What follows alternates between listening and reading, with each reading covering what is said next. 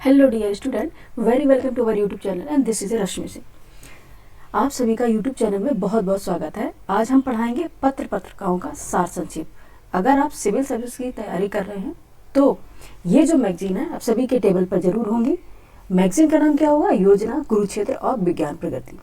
इन सभी मैगजीन को हम एक साथ लेकर आए हैं जिससे आप लोगों को इधर उधर समय बर्बाद ना करना पड़े और एक ही प्लेटफॉर्म पर इन सभी मैगजीन का सार या निचोड़ आप सभी को क्वेश्चन आंसर के फॉर्मेट में मिल जाए। तो आइए आप लोग सभी लोग बैठ जाइए और स्टार्ट कर लेते हैं आज की क्लास। ठीक है, आज की क्लास में स्टार्ट कर लेते हैं। इसको हम जूम करेंगे और चलते हैं अपने क्वेश्चन आंसर पर। देखते हैं मैगजीन और योजना, विज्ञान प्रगति और कुरुक्षेत्र से कैसे क्वेश्चन बनते हैं। ठीक है, आइए स्टार्ट कर लेते हैं क्लास अपनी।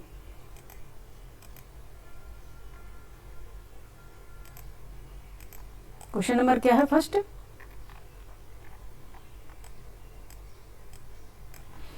ठीक है, क्वेश्चन नंबर फर्स्ट क्या है? मैगजीन कौन सी है? योजना। ठीक है, योजना से ये कंटेंट लिया गया है और क्वेश्चन आंसर के फॉर्मेट में है।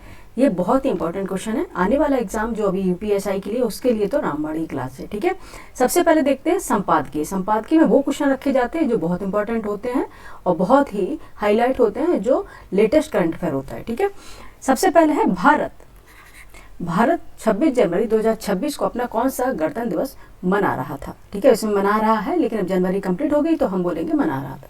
तो कौन सा था? 77 यानी 77वां ये गणतंत्र दिवस था। ठीक है, कौन सा था? 77वां गणतंत्र दिवस था। नेक्स्ट क्वेश्चन हमारा है, आधार, यूपीआई और जनधन यानी कि जेम त्रय के कारण भारत में वित्तीय समावेशन, फाइनेंशियल इंक्लूजन 21% से बढ़कर कितने प्रतिशत अधिक हो गया है? कितने परसेंट अधिक हो गया है? ये 80% तक अधिक हो गया है। ठीक है, फाइनेंशियल इंक्लूजन का जो गोल था, ठीक है, वो गवर्नमेंट का वित्तीय समावेशन का जो गोल है वो 80% तक अधिक हो गया है। ठीक है, और नेक्स्ट चलते हैं। नेक्स्ट क्वेश्चन हमारा है, यूएनडीपी की मानव विकास रिपोर्ट 2025 के अनुसार भारत के किस सूचकांक में सराहनीय प्रगति की है? ठीक है, कौन सा सूचकांक है? ये मानव विकास सूचकांक है। ठीक है, कौन सा है? मानव विकास सूचकांक ने प्रगति की है। ठीक है, नेक्स्ट क्वेश्चन हमारा, संविधान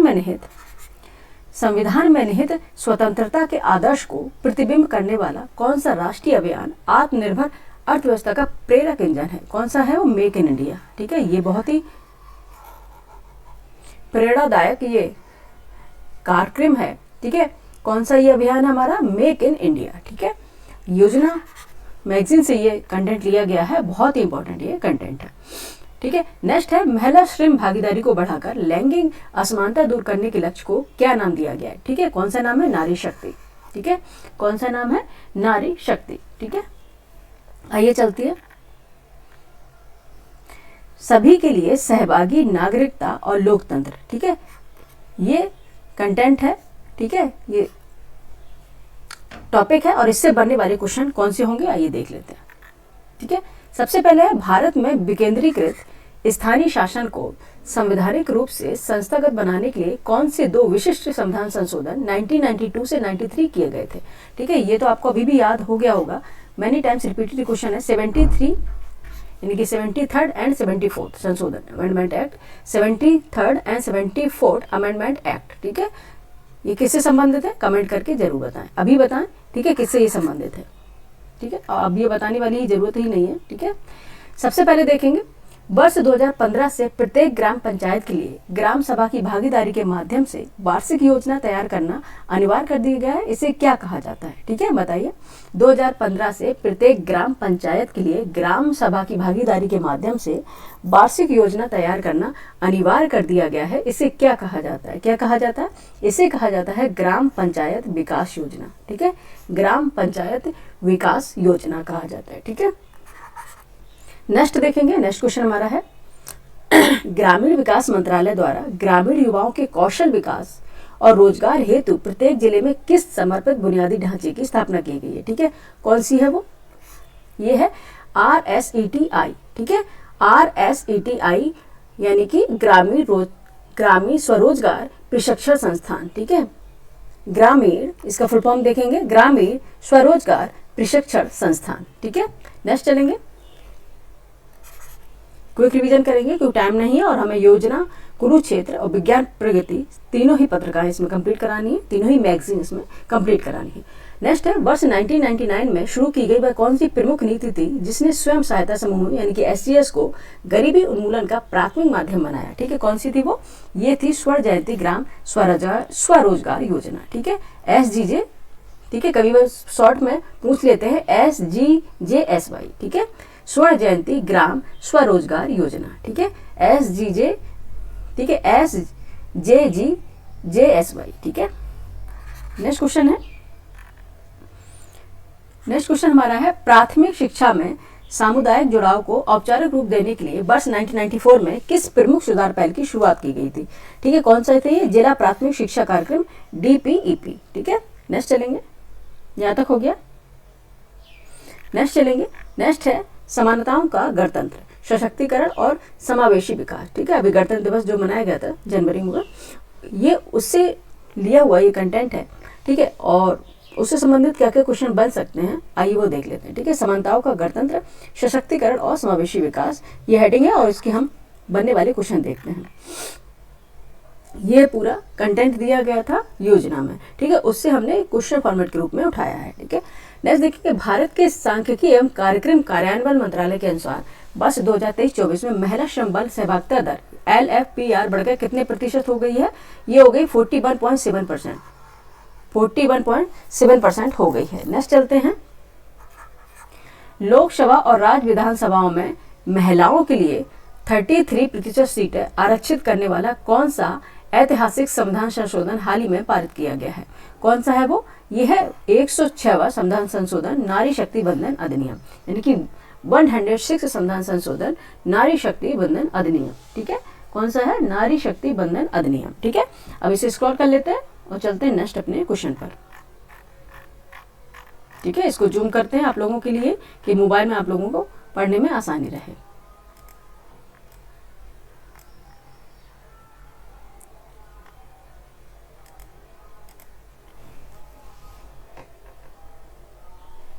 कूड़ा वाला। नेक्स्ट क्वेश्चन है, वर्ष 2025-26 के केंद्रीय बजट में जेंडर बजट यानी जेंडर बजट का कुल आवंटन पिछले वर्ष के संशोधित अनुमानों से कितने प्रतिशत बढ़ा है? कितने प्रतिशत बढ़ा है? ये बढ़ा है 19%। ठीक है, 19% बढ़ा है ये। ठीक है, नेक्स्ट क्वेश्चन हमारा है, उद्यम पंजीकरण पोर्टल के नवीनतम आंकड़ों अक्टूबर 2025 के अनुसार भारत में महिलाओं के स्वामित्व वाले यानी कि MSME की संख्या कितनी पहुंच गई है? ये 2.49 करोड़। ठीक है, संख्या ये पहुंच गई MSME की। नेक्स्ट देखेंगे, वर्ष 2024 के आम चुनाव 18वीं लोकसभा में चुनी गई महिला सांसदों की कुल संख्या कितनी है? ठीक है, महिला सांसदों की कुल संख्या कितनी है? 2024 के आम चुनाव में यानी कि 18वीं लोकसभा के चुनाव में महिला सांसदों की संख्या थी 74। ठीक है, ये क्वेश्चन इंपॉर्टेंट हो जाएगा। ठीक है, कितनी थी? 74 थी। नेक्स्ट चलेंगे, नेक्स्ट है समावेशी परिवर्तन महिला नेतृत्व विकास की ओर। ठीक है, ये हमारा कंटेंट है और उससे बनने वाले क्वेश्चन देख लेते हैं। समावेशी परिवर्तन महिला नेतृत्व विकास की ओर। ठीक है, आइए देख लेते हैं, भारत के नागरिक उड्डयन क्षेत्र में कुल पायलटों में से महिलाओं की हिस्सेदारी कितने % है? जो 5 से 6 के अंतर्राष्ट्रीय औसत से काफी अधिक है। लगभग कितनी है? 15%। कितनी है? 15% है। नेक्स्ट देखेंगे, 31 अक्टूबर 2025 तक के आंकड़े के अनुसार भारत में कुल मान्यता प्राप्त स्टार्टअप में से कितने % में कम से कम एक महिला निदेशक या साझेदार शामिल है? लगभग कितनी है? 48% है। कितना है? लगभग 48% है। ठीक है, नेक्स्ट क्वेश्चन है, वर्ष 2021-22 की अवधि के दौरान भारत में उच्च शिक्षा में महिलाओं के कुल नामांकन की संख्या कितनी दर्ज की गई है? यह है 2.07 करोड़। कुल अगर बात करें तो 4.33 करोड़ में से है ये। ठीक है, 4.33 करोड़ में से ये है।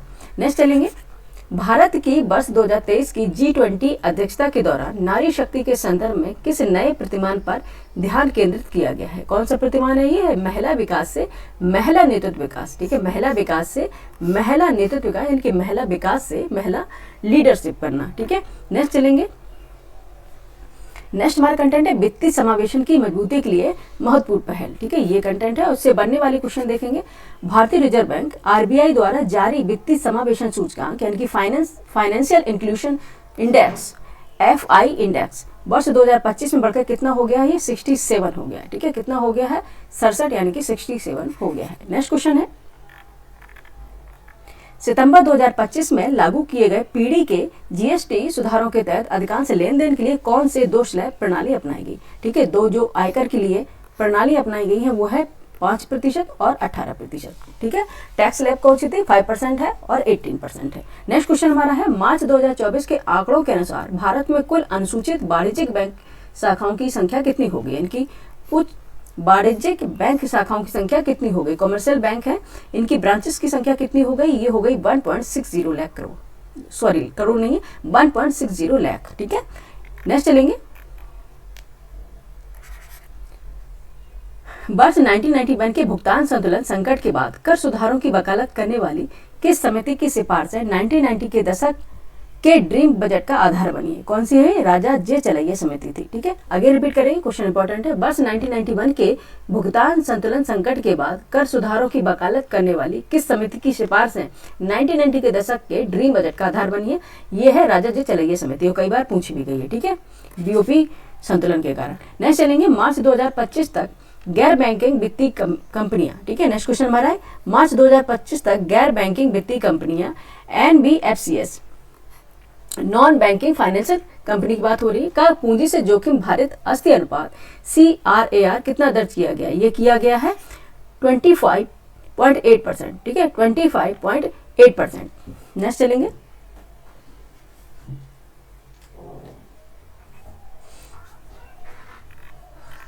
चलेंगे, जलवायु वित्त और भारत का सतत विकास। ठीक है, जलवायु वित्त और भारत का सतत विकास, ये हेडिंग है और इससे बनने वाले क्वेश्चन देखेंगे।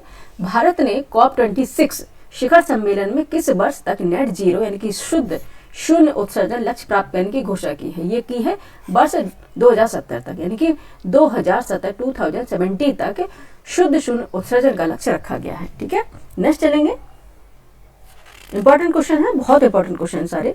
ये मैगजीन आप नहीं भी पढ़ रहे हैं तो भी आपको मैगजीन उपलब्ध हो जा रही है। ठीक है, एक ही प्लेटफॉर्म पर। ठीक है, एक ही प्लेटफॉर्म पर। नेक्स्ट चलते हैं,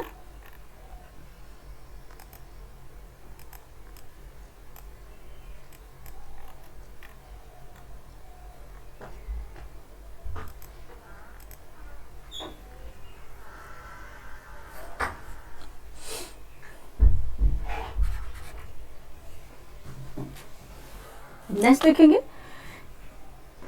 जलवायु परिवर्तन की चुनौतियों से निपटने के लिए वर्ष 2010 में स्थापित दुनिया के सबसे बड़ा जलवायु कोष कौन सा है? ठीक है, कौन सा है? ये हरित जलवायु कोष है। ठीक है, कौन सा है? हरित जलवायु कोष। नेक्स्ट क्वेश्चन हमारा, भारत के वित्त मंत्रालय के आर्थिक मामलों के विभाग के तहत जलवायु वित्त पोषण मामले के लिए नोडल बिंदु के रूप में कौन सा संस्थान कार्य करता है? ठीक है, कौन सा संस्थान? ये जलवायु परिवर्तन वित्त इकाई। ठीक है, जलवायु परिवर्तन वित्त इकाई। नेक्स्ट क्वेश्चन है, नेक्स्ट क्वेश्चन हमारा है, network for grinning of financial system. ठीक है, network for grinning of financial system NGFS जो केंद्रीय बैंकों का एक वैश्विक संघ है, में भारतीय रिजर्व बैंक RBI की स्थिति को शामिल हुआ। ठीक है, network for grinning of financial system जो केंद्रीय बैंक का एक क्या है? वैश्विक संघ है, और भारतीय रिजर्व बैंक इसमें किस तिथि को शामिल हुआ है? कौन सी डेट को शामिल हुआ? ये पूछा गया आपसे। कब हुआ ये? 23 अप्रैल 2021 को। ठीक है, 23 अप्रैल 2021 को RBI इसमें शामिल हो गया है। नेक्स्ट क्वेश्चन देखेंगे, भारतीय रिजर्व बैंक द्वारा विकसित हुआ कौन सी प्रस्तावित प्रणाली है जो जलवायु परिवर्तन से संबंधित वित्तीय प्रभाव आकलन में डेटा अंतराल को कम करेगी? कौन सी है ये? RBCRIS जलवायु जोखिम सूचना प्रणाली। क्या है? RBCRIS जलवायु जोखिम सूचना प्रणाली। नेक्स्ट चलेंगे, नेक्स्ट है पर्यावरणीय पहल और वैदिक जीवन शैली। ठीक है, पर्यावरणीय पहल और वैदिक जीवन शैली से संबंधित क्वेश्चन देख लेते हैं, क्या बनेंगे। पहला है, भारत ने किस तिथि को अपने राष्ट्रीय स्तर पर निर्धारित योगदान NDC को अद्यतन करते हुए लाइफ फॉर एनवायरमेंट पहल को आधिकारिक रूप से शामिल किया है? ठीक है, लाइफ स्टाइल फॉर एनवायरमेंट पहल को आधिकारिक रूप से शामिल किया है। यह है 3 अगस्त 2022 को किया है, 3 अगस्त 2022 को किया है। नेक्स्ट क्वेश्चन है,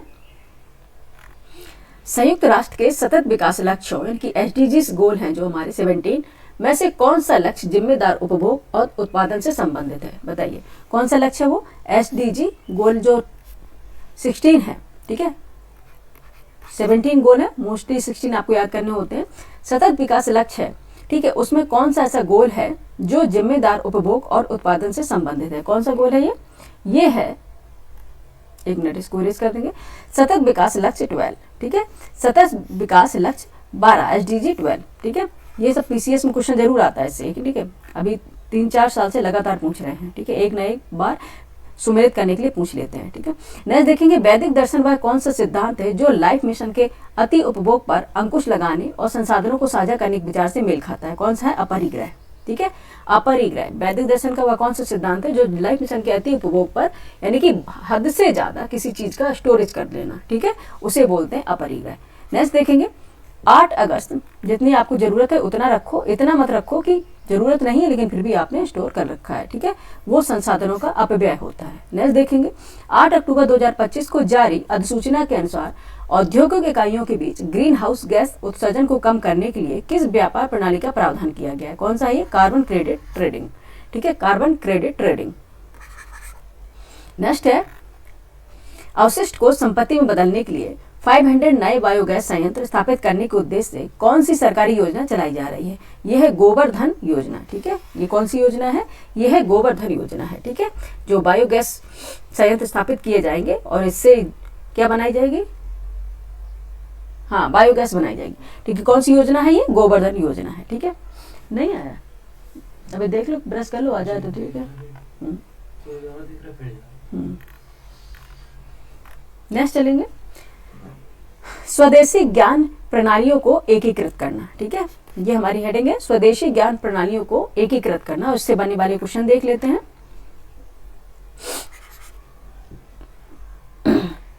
नवंबर 2025 में G20 शिखर सम्मेलन का आयोजन कहाँ किया गया था, जिससे प्रधानमंत्री मोदी ने ग्लोबल ट्रेडिशनल नॉलेज रिपोजिटरी का दृष्टिकोण प्रस्तुत किया है? यह है जोहान्सबर्ग में, ठीक है। कहाँ किया था? ये जोहान्सबर्ग में किया गया था, ठीक है, जिसमें प्रधानमंत्री मोदी ने ग्लोबल ट्रेडिशनल नॉलेज रिपोजिटरी का दृष्टिकोण प्रस्तुत किया था, ठीक है। नेक्स्ट क्वेश्चन हमारा, कौशल गुणक पहल स्किल मल्टीप्लायर इनिशिएटिव का मुख्य लक्ष्य क्या है? ठीक है, ये इसका लक्ष्य क्या है? पूरे अफ्रीका में 10 लाख प्रशिक्षकों को प्रशिक्षित करना, इंटर्नशिप देना, ठीक है, 10 लाख प्रशिक्षकों को इंटर्नशिप प्रोवाइड करना, ठीक है, ये इसका मुख्य उद्देश्य है।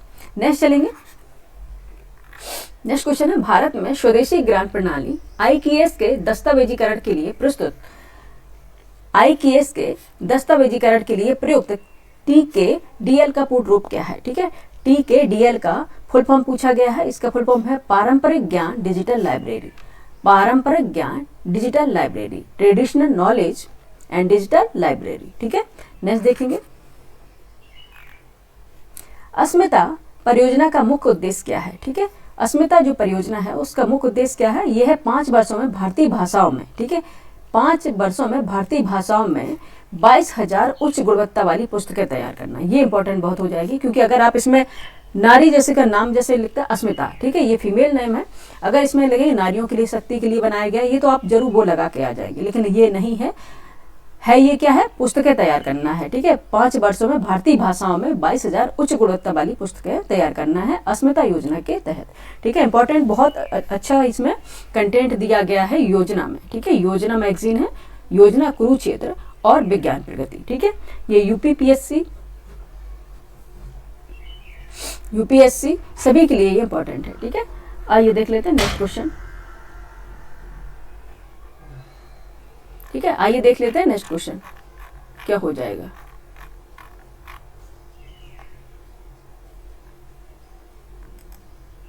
इसको हम जूम कर लेते हैं, आप लोगों के लिए ही करते हैं, ठीक है, आप परेशान मत होना। नेक्स्ट क्वेश्चन हमारा है, संस्कृति मंत्रालय द्वारा वर्ष 2025 में शुरू की गई वह कौन सी पहल है जो भारत की सांस्कृतिक और बौद्धिक विरासत का एकीकृत राष्ट्रीय डिजिटल भंडार बना रही है? ठीक है, कौन सी है? ज्ञान भारतम, आराम से, ज्ञान भारतम मिशन है, ठीक है, ज्ञान भारतम मिशन है। नेक्स्ट चलेंगे, भारत में माइक्रो फाइनेंस एक विशेष, ठीक है, नेक्स्ट है भारत में माइक्रो फाइनेंस एक विशेष विश्लेषण, ठीक है, एक्चुअली कुछ काम था वहां पे जाना था, ठीक है, कोई बात नहीं है, हमारे यहाँ भी आता है जो कूड़ा वाला, जब उसका वेट करें तो नहीं आता है, जैसे कि आप क्लास लेने लग जाएंगे, अदर कोई काम करने लग जाएंगे तो फिर आ जाएगा, ठीक है, तो किसी को भेजा है डालने के लिए, वो डाल देंगे, कोई दिक्कत नहीं है। चलो ठीक है, आगे चलते हैं। भारत में माइक्रो फाइनेंस भारत में माइक्रो फाइनेंस एक विश्लेषण, ठीक है, क्या विश्लेषण है आइए देख लेते हैं। माइक्रो फाइनेंस से संबंधित क्वेश्चन देख लेते हैं क्या है। भारत में माइक्रो फाइनेंस के आधार के रूप में पहचाने जाने वाले स्वयं सहायता समूह बैंक लिंकेज कार्यक्रम SBLAP की शुरुआत नाबार्ड द्वारा किस वर्ष की गई थी? ये 1992 में की गई थी, ठीक है। SBLAP की शुरुआत नाबार्ड द्वारा की गई थी, किस वर्ष की गई थी? 1992 द्वारा की गई थी। नेक्स्ट चलेंगे, वर्तमान में किसी भी माइक्रो फाइनेंस उधारकर्ता के लिए ऋण प्रसंस्करण शुल्क यानी कि प्रोसेसिंग फीस सकल ऋण राशि के कितने % से अधिक नहीं होनी चाहिए? ये 1% से अधिक बिल्कुल नहीं होनी चाहिए, ठीक है। नेक्स्ट चलेंगे,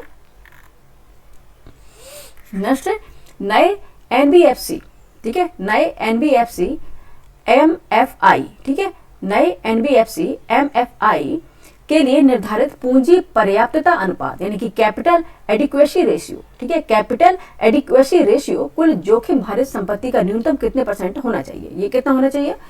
15% तक होना चाहिए। कितना? 15% तक होना चाहिए। नेक्स्ट क्वेश्चन है, माइक्रो फाइनेंसेस ऋणों के लिए उधारकर्ता के परिवार के सभी बकाया ऋणों का पुनर्भुगतान उसकी घरेलू आय के अधिकतम कितने % तक सीमित किया गया? ये किया गया 15%। कितना किया गया? 15% तक सीमित किया गया। नेक्स्ट क्वेश्चन हमारा है, वित्तीय समावेशन को मापने के लिए RBI द्वारा तैयार की गई राष्ट्रीय रणनीति 2019-24 किन 3 प्रमुख आयामों पर आधारित है? कौन सी है? पहुंच, उपभोग, ठीक है, पहुंच, उपयोग और गुणवत्ता, ठीक है। कौन कितने पर? वित्तीय समावेशन को मापने के लिए RBI द्वारा तैयार की गई राष्ट्रीय रणनीति 2019 से 24 किन 3 प्रमुख आयामों पर आधारित की है? यह है पहुंच, उपयोग और गुणवत्ता, ठीक है। आप तक पहुंच सुनिश्चित हो, उपयोग हो सके और गुणवत्ता भी सही हो, ठीक है। नेक्स्ट चलेंगे, नेक्स्ट है भारत में क्विक कॉमर्स विकास और चुनौतियां, ठीक है। भारत में क्विक कॉमर्स विकास और चुनौतियां, ठीक है, ये है हमारी हेडिंग और ये कंटेंट है और इससे बनने वाले क्वेश्चन हम देख लेते हैं। भारत, नेक्स्ट क्वेश्चन है, भारत के क्विक कॉमर्स बाजार का राजस्व वर्ष 2025 में कितने अमेरिकी डॉलर तक पहुंचने का अनुमान है? कितने अमेरिकी डॉलर? 5.38 बिलियन अमेरिकी डॉलर तक पहुंचने का अनुमान लगाया गया है। नेक्स्ट क्वेश्चन है, नीति आयोग के अनुसार, ठीक है, नीति आयोग को आपको अच्छे से पढ़ लेना है। जितने भी काम नीति आयोग ने किए हैं, जितनी योजनाओं में उन्होंने अपना अनुदान दिया है, जितनी भी योजनाओं में उन्होंने अपना कोई भी तरह से काम किया है, आपको अच्छी तरह से कर लेना। ये क्वेश्चन नीति आयोग द्वारा जरूर पूछे जाते हैं, ठीक है। नेक्स्ट देखेंगे, नीति आयोग के अनुमान के अनुसार वर्ष 2029-30 तक भारत का गिग वर्क फोर्स बढ़कर कितना हो जाएगा? ठीक है, नीति आयोग के अनुमान के अनुसार वर्ष 2029-30 तक भारत का गिग वर्क फोर्स बढ़कर कितना हो जाएगा? ये हो जाएगा 23.5 मिलियन, ठीक है, 23.5 मिलियन हो जाएगा, ठीक है। नेक्स्ट है, क्विक कॉमर्स कंपनियां तेज डिलीवरी के लिए शहरी क्षेत्रों में स्थित किन छोटे पूर्ति केंद्रों का उपयोग करती हैं? ये डार्क स्टोर्स का, ठीक है, डार्क स्टोर्स का ये प्रयोग करती हैं। नेक्स्ट चलेंगे, क्विक कॉमर्स के संदर्भ में जीएमबी का पूर्ण रूप क्या है, जो ट्रेडिंग ऑर्डर के कुल मूल्य को दर्शाता है? यह है सकल व्यापारिक मूल्य, सकल व्यापारिक मूल्य। नेक्स्ट क्वेश्चन है, अक्टूबर 2025 तक ONDC के नेटवर्क के साथ भारत के कितने शहरों में विक्रेता और सेवा प्रदाता लाइव है? ये 616 से अधिक शहरों में ये लाइव है। नेक्स्ट है, शासन में नवाचार, ठीक है, शासन में नवाचार कैसे लाया जा सकता है? ठीक है, ये एक तरह से ऐसे भी इसका बनेगा। नेक्स्ट क्वेश्चन इससे बनने वाले क्वेश्चन देख लेते हैं। नीति आयोग द्वारा 112 अविकसित जिलों के विकास हेतु वर्ष 2018 में शुरू किए गए आकांक्षी जिले कार्यक्रम यानी कि ADP में कितने प्रमुख प्रदर्शक संकेतक KPI शामिल है? कितने? 49 संकेतक इसमें शामिल है। नेक्स्ट देखिए कि आकांक्षी जिले कार्यक्रम की सफलता के बाद जनवरी 2023 से कितने अल्प विकसित प्रखंडों के लिए आकांक्षी प्रखंड कार्यक्रम यानी कि ABP शुरू किया गया है? 500 प्रखंड कार्यक्रम के लिए शुरू किया गया है। नेक्स्ट क्वेश्चन है, केंद्र सरकार द्वारा 21 नवंबर 2025 को लागू की गई 4 नई श्रम संहिताओं ने कुल कितने पुराने श्रम कानूनों को समाहित किया है? यह है 29 कानून है, 29 कानून है, ठीक है। नेक्स्ट चलेंगे, नेक्स्ट बस अब ये योजना कंप्लीट होने वाली है, फिर स्टार्ट होगी हमारी मैगजीन कुरुक्षेत्र। नेक्स्ट क्वेश्चन हमारा कौन सा है देख लेते हैं अभी। ओके, ठीक है। नेक्स्ट क्वेश्चन है, स्वच्छ ऊर्जा के क्षेत्र में भारत की वर्तमान स्थिति के अनुसार कुल विद्युत क्षमता का कितने प्रतिशत से अधिक हिस्सा गैर जीवाश्म स्रोतों से आता है? कितना हिस्सा आता है? 50% से अधिक का हिस्सा गैर जीवाश्म स्रोतों से आता है। नेक्स्ट देखेंगे, हरित क्रांति के जनक MS स्वामीनाथन, ठीक है, इनके बारे में इनकी जयंती वगैरह मनाई गई थी, ठीक है, तो इससे संबंधित क्वेश्चन भी बनेंगे, ठीक है। आइए देख लेते हैं। भारत में हरित क्रांति के जनक डॉक्टर एम.एस. स्वामीनाथन का जन्म शताब्दी वर्ष कौन सा है? ठीक है, कब है ये? बस 2025 में। जन्म 7 अगस्त 1925 को हुआ था। ठीक है, इनको 7 अगस्त का इनकी जन्म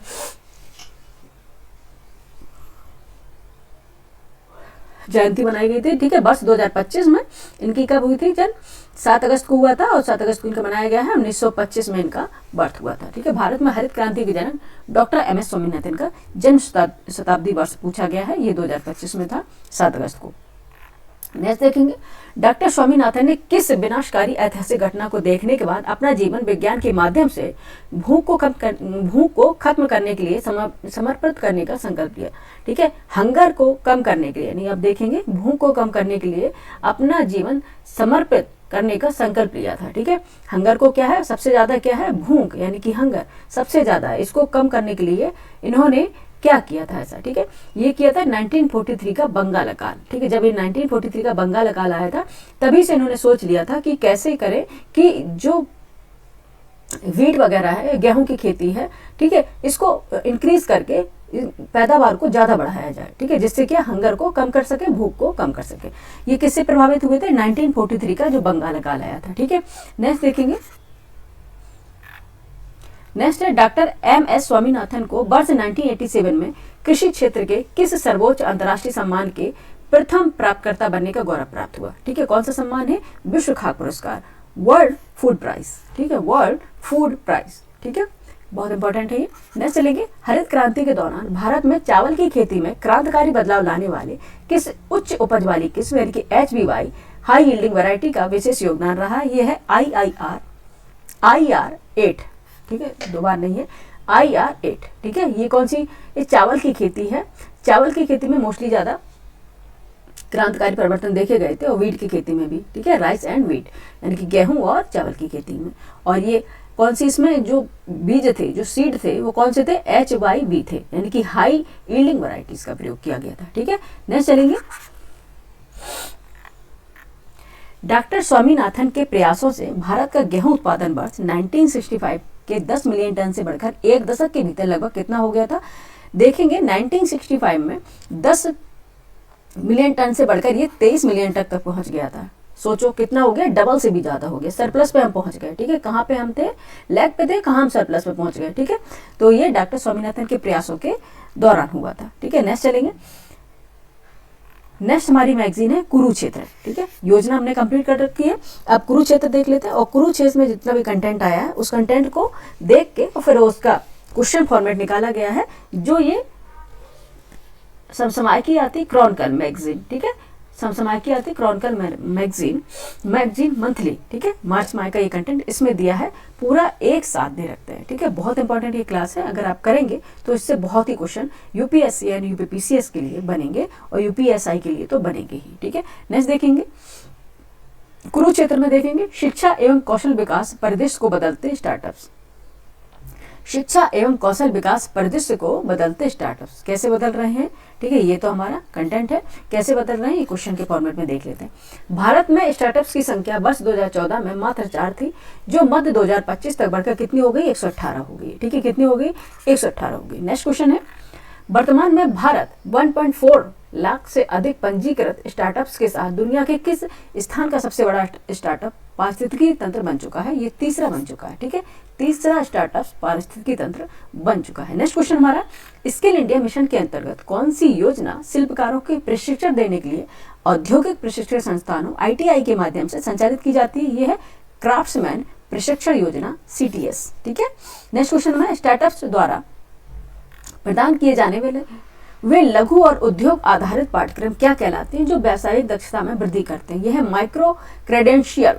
ठीक है, क्या होते हैं? माइक्रो क्रेडेंशियल्स पाठ्यक्रम होते हैं। नेक्स्ट चलेंगे, नेक्स्ट है एग्री स्टार्टअप्स से सशक्त होते किसान। ठीक है, एग्री स्टार्टअप्स जो लाए गए हैं उससे किसान सशक्त हो रहे हैं, किसानों को फायदा हो रहा है और उनकी आय भी बढ़ रही है। ठीक है, नेक्स्ट देखेंगे, इससे बनने वाले क्वेश्चन कैसे हो सकते हैं? भारत के सकल घरेलू उत्पाद यानी कि GDP में कृषि क्षेत्र का योगदान लगभग कितना है? 18% तक। इंपॉर्टेंट क्वेश्चन है ये, कितना है? 18% तक GDP में योगदान है कृषि सेक्टर का यानी कि एग्रीकल्चर सेक्टर का। नेक्स्ट चलेंगे, इकोनॉमिस्ट इंटेलिजेंस यूनिट EIO की रिपोर्ट के अनुसार 82 देशों की बिजनेस एनवायरमेंटल रैंकिंग BER में भारत का कौन सा संस्थान है, यानी कि कौन सा स्थान है भारत का, कौन सा स्थान है, ये 10वां है। ठीक है, कौन सा है, 10वां स्थान है। नेक्स्ट देखेंगे, भारत के कृषि स्टार्टअप क्षेत्र में वर्ष 2018 से 2021 के बीच निवेश में कितनी वृद्धि दर्ज की गई, लगभग कितनी गई है, लगभग 4 गुना, यानी कि $66.3 मिलियन से $250.2 मिलियन की गई है। ठीक है, नेक्स्ट चलते हैं, इसको स्क्रॉल कर लेते हैं। बस एक ही मैगजीन और बकाया है और आपको मिल जा रहा है बेस्ट कंटेंट। ठीक है, शायद हम दूसरे उस पर कुछ पहुंच गए क्या, कृषि मंत्रालय तक जाना है। ओके, हाँ ओके, हम आ गए अपने, ठीक है, क्वेश्चन पे। ठीक है, नेक्स्ट क्वेश्चन हमारा होगा, क्या होगा, कृषि मंत्रालय की यानी कि RAFTAR योजना के तहत स्थापित उन केंद्रों का क्या कहा जाता है, या उन केंद्रों को क्या कहा जाता है जो स्टार्टअप्स को वित्तीय अनुदान और प्रशिक्षण प्रदान करते हैं। ठीक है, क्या कहा जाता है उनको कहा जाता है RABI केंद्र। ठीक है, RKBY RAFTAR agri business incubators, RKBY रफ्तार, ठीक है, रफ्तार ये है। ठीक है, RKBY रफ्तार एग्री बिजनेस इंक्यूबेटर्स कहा जाता है। ठीक है,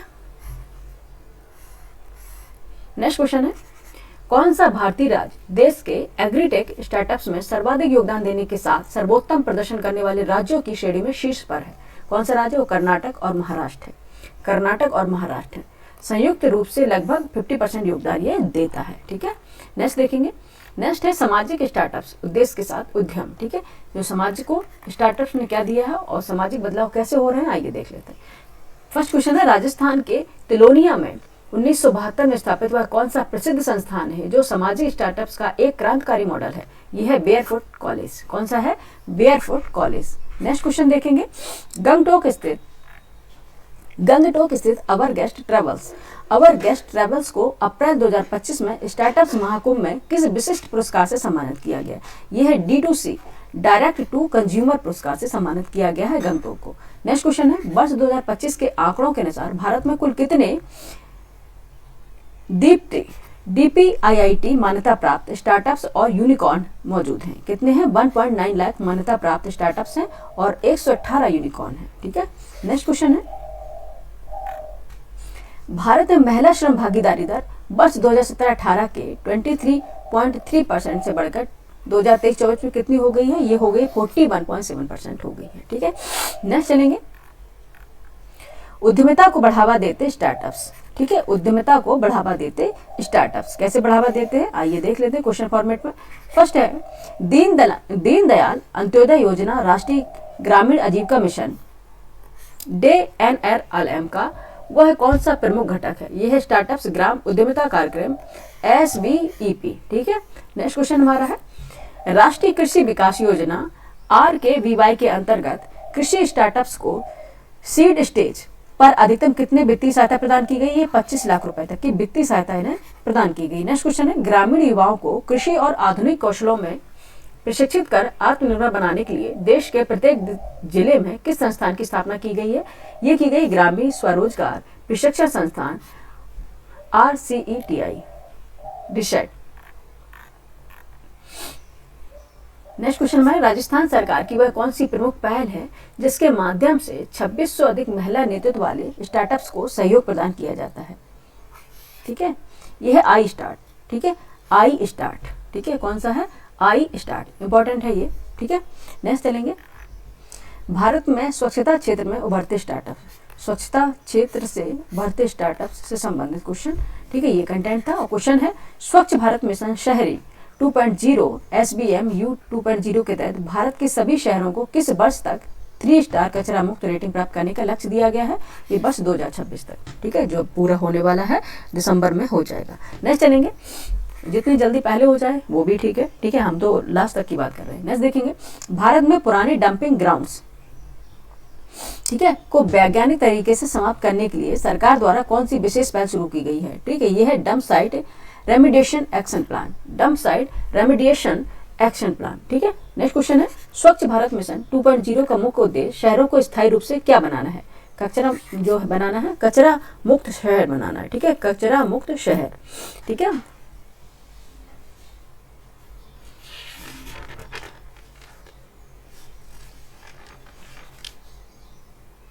ठीक है, कचरा मुक्त शहर बनाना है। या तो आधा घंटा उठो, मतलब रुको, या फिर अपना ब्रेड सेक लो। नेक्स्ट देख लेते हैं।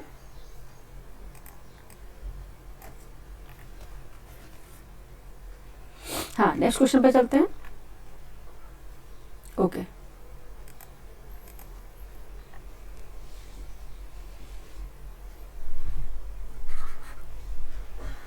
वह कौन सी डिजिटल प्रणाली है जिसके माध्यम से रिसाइकिल जैसे स्टार्टअप्स कचरा संग्रहण और पुनर्चक्रण की पूरी प्रक्रिया को ट्रैक करते हैं? ठीक है, यह है क्लाइमा वन। ठीक है, कौन सा है? क्लाइमा वन प्रणाली है। नेक्स्ट क्वेश्चन है, भारत में कचरा प्रबंधन को वैज्ञानिक दिशा देने के लिए 2024-25 के दौरान कितने शहरों में 100% अवशिष्ट प्रसंस्करण का लक्ष्य रखा गया है? ये सभी वैधानिक नगरों के लिए ये लक्ष्य रखा गया है। नेक्स्ट देखेंगे, स्टार्टअप्स के सशक्त होता भारत। स्टार्टअप से सशक्त होता भारत, कौन कौन से स्टार्टअप्स ऐसे चलाए गए जिससे भारत में सशक्तिकरण आई है? ठीक है, ये देखेंगे क्वेश्चन फॉर्मेट में। स्टार्टअप्स इंडिया पहल के तहत 31 दिसंबर 2024 तक कुल कितने प्रत्यक्ष रोजगार यानी कि डायरेक्ट जॉब्स सृजित किए गए हैं? ये 17.28 लाख से अधिक। ठीक है, नेक्स्ट है, भारत के किस प्रमुख उद्योग क्षेत्र ने स्टार्टअप्स के माध्यम से सर्वाधिक 2.10 लाख प्रत्यक्ष नौकरियां सृजित की हैं? ये आईटी सेवा क्षेत्र से। ठीक है, नेक्स्ट क्वेश्चन है, भारत में कुल मान्यता प्राप्त स्टार्टअप में से कितने प्रतिशत स्टार्टअप टीयर सेकेंड और टीयर थर्ड शहरों में उभर रहे हैं? ये 51% से अधिक, यानी कि 51% से अधिक। ठीक है, नेक्स्ट देखिए, नए श्रम कानून 2025 रोजगार नियमों में बड़ा बदलाव। आपने देखा होगा ये। ठीक है, नए जो श्रम कानून आए हैं 2025 में, इनमें बदलाव किए गए हैं। जो पुराने जो रूल्स थे उनको हटाया गया है। ठीक है, और नए रूल्स लाए गए हैं, नए नियमों के तहत बनाए गए हैं। आइए देख लेते हैं क्या इसमें बदलाव किए गए, इससे क्वेश्चन फॉर्मेट में देखेंगे। भारत के नए श्रम कानून 2025 के तहत कुल कितने पुराने श्रम कानूनों को 4 संहिताओं में एकीकृत किया गया? कितने कानून है? 29 कानून है जिन्हें 4 संहिताओं में एकीकृत किया गया है। नेक्स्ट क्वेश्चन है, नए श्रम कानूनों के अनुसार महिलाओं को मातृत्व अवकाश के लिए, ठीक है, मातृत्व अवकाश के लिए, ठीक है, मातृत्व अवकाश के रूप में कुल कितने सप्ताह की छुट्टी प्रदान की गई? कितनी छुट्टी? 26 सप्ताह की छुट्टी। ठीक है, मातृत्व अवकाश के रूप में 26 सप्ताह की छुट्टी प्रदान की गई है नए श्रम कानूनों के तहत। नेक्स्ट देखेंगे, निश्चित अवधि के कर्मचारियों के लिए अब ग्रेच्युटी पात्रता की समय सीमा कितनी कर दी गई? 1 वर्ष कर दी गई। ठीक है, नेक्स्ट क्वेश्चन है, व्यावसायिक सुरक्षा संहिता 2020 के तहत कारखानों में सुरक्षा समिति का गठन करना किस स्तर पर अनिवार्य है? ये है 500 या उससे अधिक कर्मचारी होने पर आपको सुरक्षा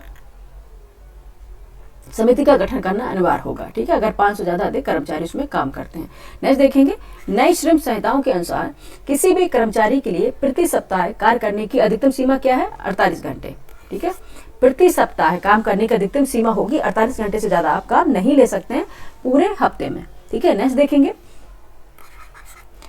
नए श्रम कानूनों के पूर्ण क्रियान्वयन की अंतिम समय सीमा क्या निर्धारित है? अप्रैल 2026 तक ये पूरी तरह से लागू हो जाएंगे। ठीक है, अप्रैल 2026 तक, जो अब आने वाला अप्रैल है। नेक्स्ट देखेंगे, ग्रामीण स्टार्टअप्स को फंडिंग अवसरों की दुनिया। ग्रामीण स्टार्टअप्स को फंडिंग अवसरों की दुनिया। ठीक है, ये जो ग्रामीण स्टार्टअप्स हैं उनमें को फंडिंग कहाँ से क्या होती है, इसे देखेंगे।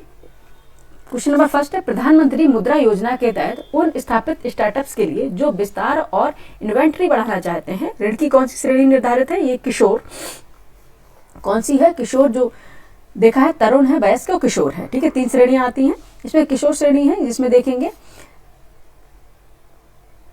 ठीक है, ये है 50,000 से 5 लाख रुपए तक, 50,000 एक से लेकर 5 लाख रुपए तक ये निर्धारित है। ये कौन सी श्रेणी है? किशोर श्रेणी है। नेक्स्ट है, ग्रामीण और अर्ध शहरी क्षेत्रों में उद्यमशील प्रतिभा की पहचान और प्रशिक्षण हेतु नाबार्ड द्वारा संचालित प्रमुख कार्यक्रम कौन सा है? यह है ग्रामीण उद्यमिता विकास कार्यक्रम है, REDP, ग्रामीण उद्यमिता विकास कार्यक्रम REDP। ठीक है, REDP। नेक्स्ट देखेंगे, ग्रामीण उद्यमिता के क्षेत्र में पेशेंट कैपिटल की अवधारणा पर कार्य करने वाला प्रमुख सोशल वेंचर फंड कौन सा है? यह है एक्यूमेन इंडिया फंड, AIF। ठीक है, नेक्स्ट क्वेश्चन है, ग्रामीण स्टार्टअप्स को प्रारंभिक चरण में वैचारिक प्रमाण और प्रोटोटाइप विकास के लिए मिलने वाले छोटे निवेश को क्या कहते हैं? ये सीड पूंजी बोलते हैं। ठीक है, क्या बोलते हैं? सीड पूंजी कहा जाता है। आइए स्क्रॉल कर लेते हैं, चलते हैं अपने नेक्स्ट क्वेश्चन पर।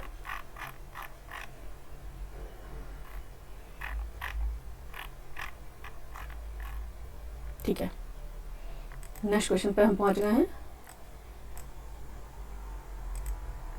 नेक्स्ट क्वेश्चन हमारा महिला उद्यमिता आत्मनिर्भर भारत की नींव। ठीक है, जैसे कि इसमें दिया गया है, इसमें और बोलने की जरूरत नहीं है कि अगर महिला उद्यमिता बढ़ेगा तो क्या होगा?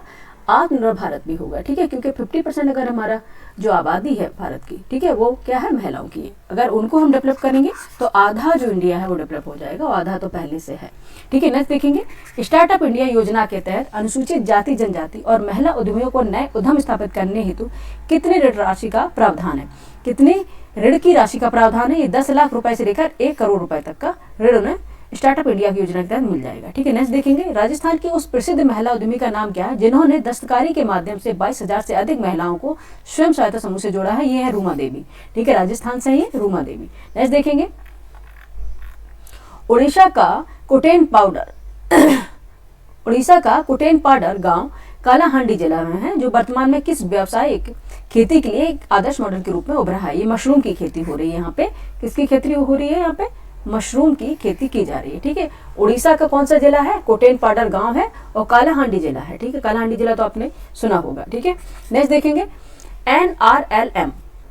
एनआरएलएम के तहत संचालित महिला किसान सशक्तिकरण परियोजना का मुख्य उद्देश्य क्या है? यह है महिलाओं को पोषण सुरक्षा और जलवायु लचीली कृषि प्रणालियों को सक्षम बनाना। ठीक है, नेक्स्ट देख लेते हैं, हिमालयी राज्यों में अपशिष्ट प्रबंधन में नवाचार। ठीक है, हिमालयी राज्यों में अपशिष्ट प्रबंधन से कैसे हम अपशिष्ट प्रबंधन कर सकेंगे जो पूर्वोत्तर के राज्य हैं। ठीक है, सबसे पहले क्वेश्चन देखेंगे, उत्तराखंड के केदारनाथ में प्लास्टिक कचरा प्रबंधन के लिए मई 2022 में किस डिजिटल प्रणाली की शुरुआत की गई है? यह है digital deposit refund system, DRS। ठीक है, नेक्स्ट क्वेश्चन हमारा है, जम्मू कश्मीर का वह पहला स्थानीय निकाय कौन सा है जिसने अपने सभी परिसरों को हरित घोषित किया है? ये अनंतनाग है। ठीक है, अनंतनाग जिला है ये। नेक्स्ट है, लेह लद्दाख में प्रतिदिन 30 टन कचरे का प्रसंस्करण करने के लिए वर्ष 2020 में किस ऊर्जा पर आधारित संयंत्र स्थापित किया गया है? ये सौर ऊर्जा संचालित ठोस अवशिष्ट प्रबंधन संयंत्र है। नेक्स्ट क्वेश्चन है, लद्दाख स्वायत्त पर्वतीय विकास परिषद ने लेह में कचरा प्रबंधन के माध्यम से कितने प्रतिशत सामग्री पुनर्प्राप्ति का लक्ष्य रखा है? ये लक्ष्य रखा है 90% तक सामग्री को पुनर्प्राप्ति का लक्ष्य रखा गया है। नेक्स्ट देखेंगे, उत्तराखंड के बागेश्वर जिले में सखी स्वयं सहायता समूह SHG द्वारा किस मिशन के अंतर्गत घर घर जाकर कचरा संग्रहण का कार्य किया जा रहा है? यह है राष्ट्रीय शहरी आजीविका मिशन, NULM के द्वारा। नेक्स्ट क्वेश्चन, पहाड़ी क्षेत्रों में सूखे और गीले कचरे को छांटने और पुनर्चक्रण करने के लिए स्थापित केंद्रों को क्या कहा जाता है? इसे कहा जाता है सामग्री पुनर्प्राप्ति सुविधा। ठीक है, सामग्री पुनर्प्राप्ति सुविधा। नेक्स्ट देखेंगे, भारत में स्वास्थ्य स्टार्टअप से नवाचार से सुलभ होती स्वास्थ्य सेवाएं। ठीक है, स्वास्थ्य सभी प्रकार स्टार्टअप्स हैं, सभी सेक्टर्स में हैं। ठीक है, और स्वास्थ्य हेल्थ सेक्टर में है, उनसे क्या क्या कहाँ पे सुविधाएं मिल रही हैं उससे संबंधित क्वेश्चन बनेंगे। क्वेश्चन नंबर फर्स्ट है, भारत के उद्योग एवं आंतरिक व्यापार संवर्धन विभाग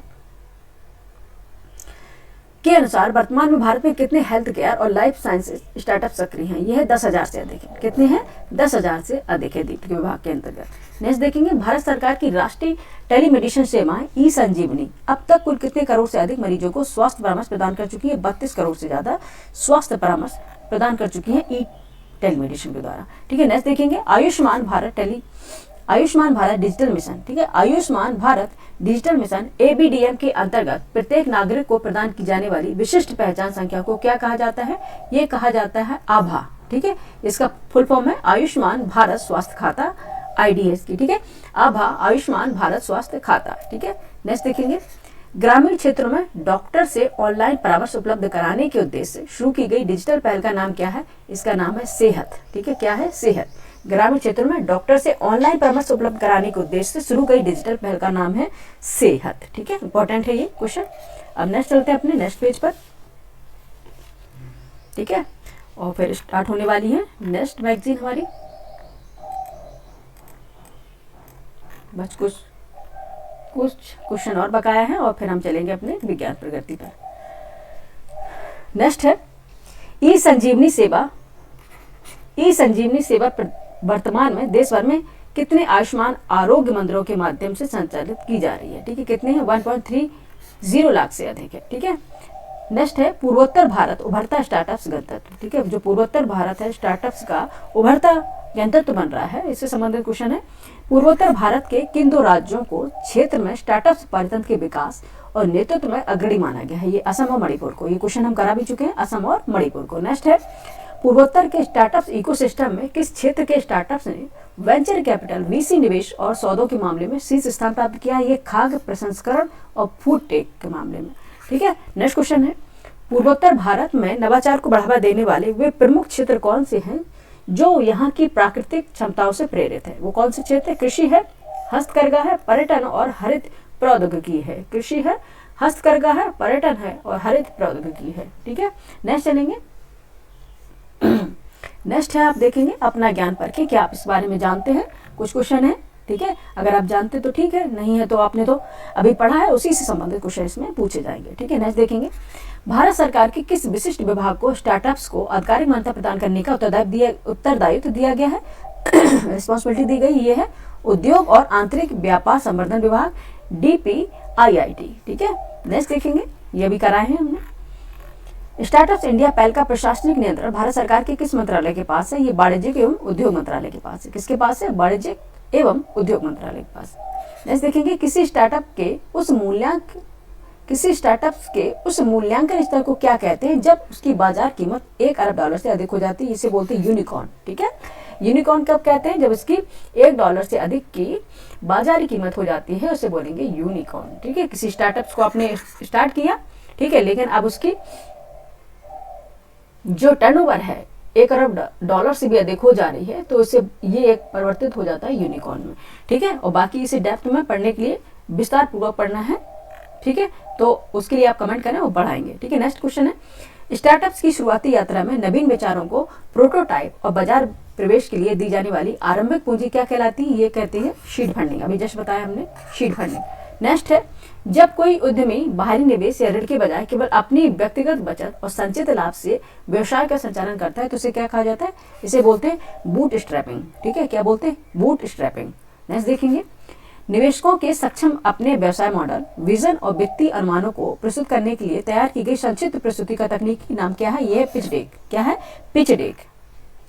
नेक्स्ट क्वेश्चन हमारा है स्टार्टअप इंडिया अभियान के अंतर्गत पात्र स्टार्टअप्स को उनके निगमन के बाद लगातार कितने वर्षों तक आयकर में छूट का लाभ मिल रहा है? इन्हें 3 वर्ष तक मिल रहा है। ठीक है, कब तक मिल रहा है? 3 वर्ष तक मिल रहा है। अब यहाँ पे हमारी मैगजीन आ गई है विज्ञान प्रगति। ठीक है, 2 मैगजीन हमने कंप्लीट कर दी है और ये हमारी लास्ट तीसरी है विज्ञान प्रगति। ठीक है, इससे बनने वाले क्वेश्चन देखते थे।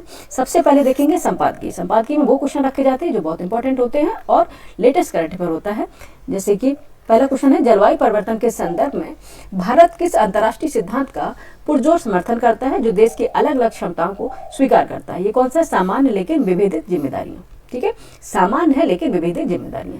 नेक्स्ट देखेंगे भारत विकास और पर्यावरण संरक्षण के बीच संतुलन बनाने के लिए किस दोहरी चुनौती का सामना कर रहा है? ये आर्थिक विकास और डिकार्बोनाइजेशन। ठीक है, नेक्स्ट है COP30 के अनुसार जलवायु स्थिरता के लिए किन 3 तत्वों का संरक्षण अनिवार्य माना जाता है? यह है जंगल, जैव विविधता और स्वदेशी प्रबंधन। ठीक है, जंगल, जैव विविधता और स्वदेशी प्रबंधन। आइए स्क्रॉल कर लेते हैं। ठीक है, हम अपनी एंडिंग की ओर जा रहे हैं। ओके, ठीक है, नेक्स्ट क्वेश्चन हमारा क्या है? ये सुविधा आप लोगों के लिए है जिससे कि आपको मोबाइल में देखने में आसानी रहे, जूम कर लेते हैं इसलिए।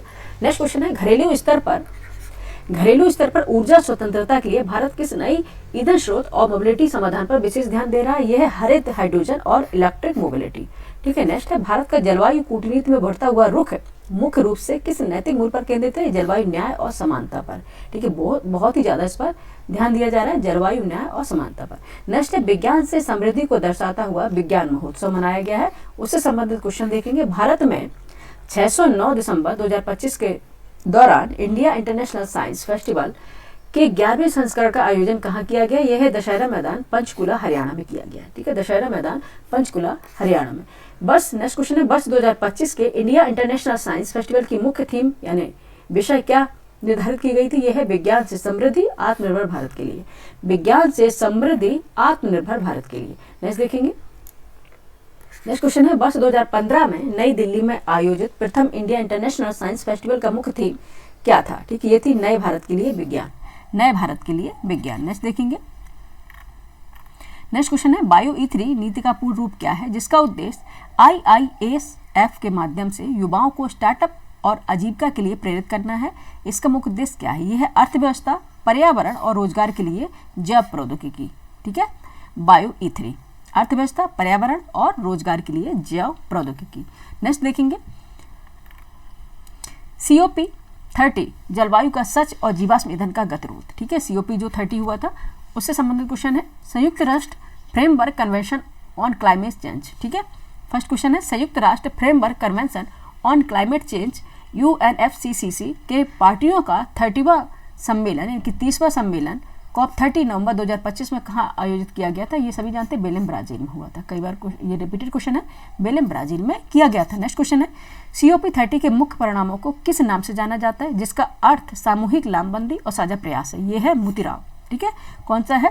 मोतीराव नाम से जाना जाता है। नेक्स्ट देखेंगे, वर्ष 2024 के रिकॉर्ड तापमान वृद्धि के अनुसार वैश्विक औसत तापमान पूर्व औद्योगिक स्तरों से कितना ऊपर पहुंच गया है? ये पहुंच गया 1.55 degree centigrade. Next question, Brazil द्वारा शुरू की गई वह कौन सी पहल है जिसका उद्देश्य वन संरक्षण हेतु प्रदर्शन के लिए भुगतान मॉडल के माध्यम से $125 मिलियन जुटाना है? ठीक है, कौन सा है ये? Tropical forest forever facility. ठीक है, कौन सा उद्देश्य है? Tropical forest forever facility, TFFF। ठीक है, TFFF। ठीक है, नेक्स्ट चलेंगे, वर्ष 2026 में होने वाले आगामी COP31 की अभूतपूर्व दोहरी अध्यक्षता किन दो देशों द्वारा की जाएगी? ठीक है, किसके दिए? पहले तो तुर्की द्वारा और ऑस्ट्रेलिया द्वारा। ठीक है, तुर्की एंड ऑस्ट्रेलिया दो इसकी अध्यक्षता करेंगे, जिसे बोलेंगे दोहरी अध्यक्षता। ठीक है, नेक्स्ट देखेंगे, नेक्स्ट है जीनोमिक्स का रहकर। ठीक है, जीनोमिक्स का रहस्य सुलझाती जीनोम परियोजना। ठीक है, जीनोमिक्स का रहस्य सुलझाती जीनोम परियोजना, ये हेडिंग है और इससे बनने वाले क्वेश्चन एक कंटेंट दिया था पैराग्राफ्स रूप में और उससे क्वेश्चन बनाए गए हैं। ठीक है, क्वेश्चन है, आधुनिक आनुवांशिकी में आणविक जीव विज्ञान यानी कि मॉलिक्यूलर बायोलॉजी शब्द का प्रयोग सर्वप्रथम वर्ष 1938 में किसके द्वारा किया गया था? ये किया गया था वॉरेन वीवर के द्वारा, वॉरेन वीवर के द्वारा किया गया था। नेक्स्ट देखेंगे, कोशिका के केंद्रक में हिस्टोन प्रोटीन के साथ रील की तरह लिपटे हुए DNA की संरचनात्मक इकाई को क्या कहा जाता है? इसको बोलते हैं न्यूक्लियोसोम। ठीक है, न्यूक्लियोसोम। ठीक है, नेक्स्ट देखेंगे, DNA अणु के भीतर न्यूक्लियोटाइड के सटीक क्रम का पता लगाने की प्रक्रिया को तकनीकी रूप से क्या कहा जाता है? इसे बोलते हैं जीनोम अनुक्रमण। ठीक है, क्या बोलते हैं? जीनोम अनुक्रमण कहा जाता है। नेक्स्ट और हमारा लास्ट आज का पेज है, देखते उसमें क्या पूछ रहा है। ठीक है, और फिर हम क्लास को एंड करेंगे।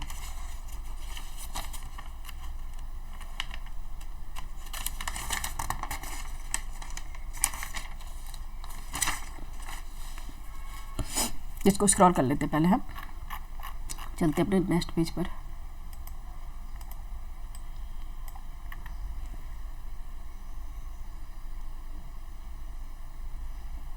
ठीक है, पेन ले लेते हैं। क्वेश्चन हमारा, वर्ष 1958 में फ्रांसिस क्रिक द्वारा प्रतिपादित वह सिद्धांत कौन सा है जो सूचना के प्रवाह DNA से RNA और RNA से प्रोटीन को स्पष्ट करता है? वह है आणविक जीव विज्ञान का केंद्रीय सिद्धांत, आणविक जीव विज्ञान का केंद्रीय सिद्धांत। नेक्स्ट है, भारत सरकार के जैव प्रौद्योगिकी विभाग DBT द्वारा जनवरी 2020 में शुरू की गई जीनोम इंडिया परियोजना का नेतृत्व किस संस्थान द्वारा किया जा रहा है? यह मस्तिष्क अनुसंधान केंद्र है, भारतीय विज्ञान संस्थान ISC बेंगलुरु में है ये। ठीक है, उसके द्वारा किया जा रहा है। नेक्स्ट देखेंगे, पृथ्वी पर चुंबकीय हस्ताक्षर। ठीक है, पृथ्वी पर चुंबकीय हस्ताक्षर। ठीक है, ये कल जैसे टॉपिक है, ये जस्ट कल हम ये टॉपिक पढ़ रहे हैं। कहाँ पे जो अर्थ पर है ये चुंबकीय चीज़ें मिली हैं, आप देखेंगे पट्टी के रूप में। ठीक है, वो आपने देखा होगा सी फ्लोर एक्सप्रेडिंग जो एक संकल्पना है उसके अकॉर्डिंग देखी गई, और ये किस तरह से क्या है। ठीक है, इससे क्वेश्चन बन रहे हैं। ठीक है, अब बाकी आप हम इसको डेप्थ में पढ़ाएंगे आपको ज्योग्राफी में। ठीक है, पृथ्वी पर चुंबकीय हस्ताक्षर। ठीक है, कहाँ पे कैसे है क्वेश्चन के फॉर्मेट में देख लेते हैं। पृथ्वी के कोर में पिघले हुए लोहे और निकिल की गति से चुंबकीय क्षेत्र उत्पन्न होने की वैज्ञानिक प्रक्रिया है, उसको क्या कहा जाता है? इसे बोलते हैं जियो डायनेमो प्रक्रिया। ठीक है, जियोडायनमो प्रक्रिया बोलते हैं। ठीक है, नेक्स्ट देखेंगे चुंबकीय क्षेत्र की तीव्रता को मापने की वह मानक इकाई क्या है जो टेस्ला का 1,00,000वां हिस्सा होती है, इसे बोलते हैं माइक्रो टेस्ला टी। नेक्स्ट देखिए पृथ्वी के चुंबकीय क्षेत्र की तीव्रता का विस्तार सामान्यतः किन सीमाओं के मध्य पाया जाता है, ये 25 से 65 माइक्रो टेस्ला के मध्य पाया जाता है। नेक्स्ट क्वेश्चन है वर्ष 2017 में मिस्र के किस प्रसिद्ध स्मारक में मिट्टी के नीचे छिपे बड़े शून्य यानी कि ग्रेट वाइड का पता लगाने में चुंबकीय फिंगरप्रिंटिंग सहायक सिद्ध हुई है। ये है गीजा का पिरामिड। ठीक है, गीजा पिरामिड है उसका पता लगाने के लिए। ठीक है, गीजा पिरामिड में चुंबकीय फिंगरप्रिंट की सहायता से स्मारक में मिट्टी के नीचे छिपे हुए बड़े जो ग्रेट वॉइड हैं उनका पता लगाने के लिए किया गया। नेक्स्ट देखिए औद्योगिक क्षेत्रों में दबे हुए भारी धातु प्रदूषकों और पुराने लैंडफिल कचरे की पहचान करने वाली इस तकनीकी का पर्यावरणीय अनुप्रयोग क्या कहलाता है, इसे बोलते हैं प्रदूषण निगरानी। ठीक है, नेक्स्ट देखेंगे पानी में छिपा, ठीक है यहाँ पर देखेंगे पानी में छिपा अदृश्य खतरा ब्रेन एडिटिंग अमीबा। ठीक है, इससे कुछ देखा है हमने, पढ़ाया भी, आपको याद होगा। ठीक है, नेग्लेरिया फाउलेरी उसका नाम आपको पता भी होगा। पानी में छिपा अदृश्य खतरा यानी कि ब्रेन ईटिंग अमीबा, एक ऐसा अमीबा है जो ब्रेन को खाता है। ठीक है, आइए उसके बारे में देख लेते हैं और पढ़ा भी चुके हैं इसके बारे में। ब्रेन ईटिंग अमीबा का वैज्ञानिक नाम क्या है और यह किस सूक्ष्म जीव वर्ग के अंतर्गत आता है, यह है नेग्लेरिया फाउलेरी। ठीक है, नेग्लेरिया फाउलेरी अमीबा है। ठीक है, ये नोज के माध्यम से जाता है और फिर क्या करता है ब्रेन में जाके ब्रेन ईटिंग जैसा उसका नाम है वही काम करता है। नेक्स्ट चलेंगे नेग्लेरिया फाउलेरी द्वारा मस्तिष्क में होने वाली दुर्लभ और जानलेवा संक्रमण को चिकित्सीय भाषा में क्या कहा जाता है, इसको बोलते हैं प्राइमरी अमीबिक मेनिंगोसेफलाइटिस PAM। ठीक है, प्राइमरी अमीबिक मेनिंगोसेफलाइटिस PAM। ठीक है, बायोलॉजिकल नेम है, थोड़ा टिपिकल नेम होते हैं इनके। ठीक है, नेक्स्ट देखेंगे यह अमीबा मानव शरीर के किस अंग के माध्यम से प्रवेश करता है और किस तंत्रिका तंत्र के जरिए मस्तिष्क तक पहुंचता है, जैसा कि मैंने बताया नाक के माध्यम से, नेजल कैविटी के माध्यम से और घ्राण तंत्रिका यानी कि ऑल्फैक्टरी नर्व के जरिए ये पहुंचता है और मस्तिष्क को ये इफेक्ट करता है। ठीक है, नेक्स्ट देखेंगे वर्ष 2025 के आंकड़ों के अनुसार भारत के किस राज्य में इस संक्रमण से 67 मामले और 18 मौतें दर्ज की गई है, केरल में। ठीक है, ये कहाँ है, केरल में। ठीक है, खुले में नहाना बहुत घातक है। ठीक है, और संक्रमित पानी भी नहीं पीना है। नेक्स्ट देखेंगे नेग्लेरिया फाउलेरी की पहली बार पहचान किस वर्ष और किस देश के एक रोगी ने की गई है, ये 1965 में ऑस्ट्रेलिया के एक रोगी के द्वारा ये की गई इसकी पहचान कि ऐसा भी कुछ होता है। ठीक है, नेक्स्ट देखेंगे क्लिक से क्रिएशन तक। ठीक है, अब डिजिटल देख लेते हैं, आप लोग देखते हैं ना क्लिक से क्रिएशन तक कैसे किया जा सकता है, इस बार अपने बजट में भी देखा है। ठीक है, नेक्स्ट देखेंगे डिजिटल फोटोकॉपी में पिक्सल शब्द किन दो शब्दों के प्रारंभिक भागों को मिलाकर बनाया गया, यह है पिक्चर और एलिमेंट को। ठीक है, पिक्चर एंड एलिमेंट को मिलाकर पिक्चर बनाया गया। नेक्स्ट देखेंगे मोबाइल कैमरों में कम प्रकाश में अच्छी फोटो प्राप्त करने के लिए 4 पिक्सल को मिलाकर एक बड़े पिक्सल में बदलने की प्रक्रिया क्या कहलाती है, पिक्सल विनिंग या सुपर पिक्सल बोलते हैं। ठीक है, सुपर पिक्सल तो आपने देखा होगा, मेगा पिक्सल या सुपर पिक्सल में जो कैमरे आ रहे हैं अभी। ठीक है, अब इसको स्क्रॉल कर लेते हैं, चलते हैं अपने लास्ट पेज पर। ये एक ही पेज है लेकिन इसको मैंने डिवाइड कर रखा है, इसको जूम करके कि जिससे कि आप अगर मोबाइल में पढ़ रहे हैं तो आपको परेशानी ना हो पढ़ने में, जिससे आपको अच्छी तरह से बड़ा दिखाई दे। ठीक है, नेक्स्ट देखेंगे, नहीं तो आप लोग कहेंगे कि मैम है ना इस तरह से पढ़ाती कि माइक्रोस्कोप से देखना पड़ता है, फिर ये आप कमेंट करेंगे इसलिए। ठीक है, नेक्स्ट देखते हैं क्वेश्चन नंबर फर्स्ट है फोटोग्राफी में HDR का पूर्ण रूप क्या है, जो प्रकाश की अधिकता और कम प्रकाश वाले क्षेत्र के बीच संतुलन स्थापित करता है, यह हाई डायनेमिक रेंज है। ठीक है, क्वेश्चन नंबर है मोबाइल कैमरे की वह कौन सी विशेषता है जो वस्तुओं के प्राकृतिक रंग को प्रकाश के विभिन्न तापमानों केल्विन पर संतुलित रखती है, वह है श्वेत संतुलन। ठीक है, श्वेत संतुलन। नेक्स्ट देखेंगे फोटोग्राफी में, नेक्स्ट क्वेश्चन हमारा फोटोग्राफी में एक्सपोजर त्रिकोण, एक्सपोजर ट्रायंगल किस 3 कारकों के संयोजन से बनता है, एपर्चर है, एपर्चर बोलते हैं, शटर स्पीड और ISO के माध्यम से बनता है, ये तीनों को मिलाकर। नेक्स्ट क्वेश्चन है किसी फोटो में निकट और दूर की वस्तुओं की स्पष्टता और फोकस की स्थिति के निर्धारण को क्या कहा जाता है, इसे बोलते हैं डेप्थ ऑफ फील्ड। ठीक है, डेप्थ ऑफ फील्ड कहा जाता है।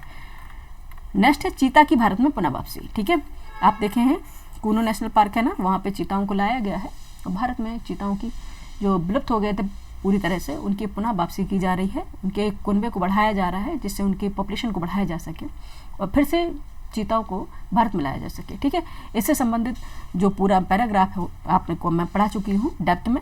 और आइए अब क्वेश्चन कराते हैं। ठीक है, भारत सरकार ने किस वर्ष आधिकारिक रूप से चीता को देश के विलुप्त एक्सटिंक्ट प्रजाति घोषित किया था?